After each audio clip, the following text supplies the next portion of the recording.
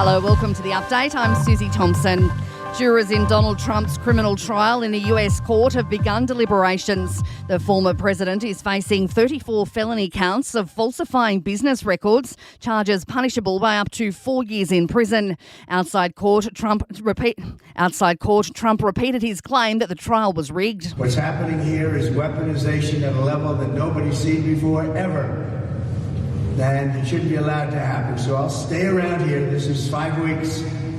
Then 5 weeks of really essentially not campaigning, although I took a big lead in the polls over the last few weeks. Something's going on. North Korea has dropped at least 260 balloons in South Korea attached to plastic bags full of rubbish. The loads include toilet paper, soil and human excrement.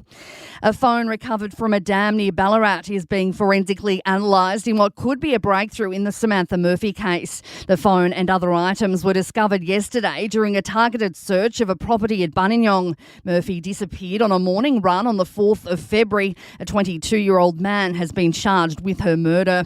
A 31-year-old woman has been charged with murder following the stabbing death of a man in Sydney's east. Emergency crews arrived at Matraville on Tuesday night after responding to a domestic incident. A 37-year-old man was treated at the scene, but he couldn't be saved. The woman, who was arrested nearby, will face court today, charged with his murder.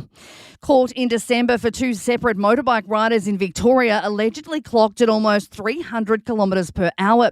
A 23-year-old Melbourne man's been bailed after it's alleged he reached 298 k's an hour just before the afternoon peak on the Metro Ring Road at Thomastown, while a 24-year-old has been clocked at 299 k's in Bulla. Sport and entertainment are next.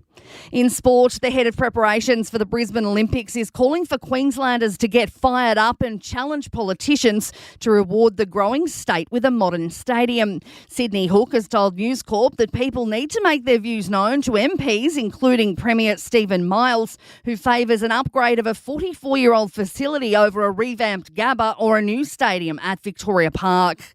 And in AFL, Roos coach Alistair Clarkson is feeling the heat for alleged sledging at the weekend. Clarkson is being investigated after profanity was directed at the umpire's bench during Saturday's 59-point loss to Port Adelaide.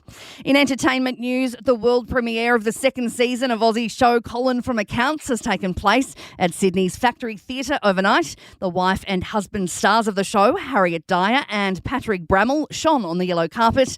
The show is available today on Binge. And Aussie Isla Fisher has been named in the supporting cast for the new Bridget Jones flick, Mad About the Boy. And that is the latest from the Nova podcast team. We'll see you later on for another update. I'm Susie Thompson.